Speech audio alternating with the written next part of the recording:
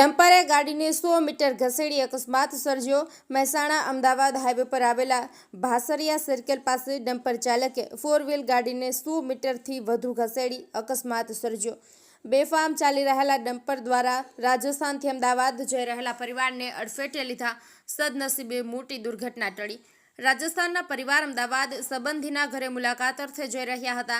તેવામાં વોટર પાર્કથી આગળ અમદાવાદ તરફ ભાસરિયા 4 રસ્તા પાસે ડમ્પર ચાલકે ગાડીને પાછળથી ટક્કર મારી ગાડીને 100 મીટર સુધી ઢસેડી લઈ ગયો હતો। ડમ્પરના આગળના બોનેટ આગળ ગાડીને ઢસેડી લઈ જતા અંદર ગાડીમાં સવાર દંપતીને માથાના અને હાથના ભાગે નાની મોટી ઈજાઓ પહોંચી હતી। ઘટના સ્થળે લાગણાજ પોલીસ આવીને ટ્રાફિક કંટ્રોલ કરવામાં આવ્યો હતો। રમીલાબેન ભાવસાર, મહેસાણા।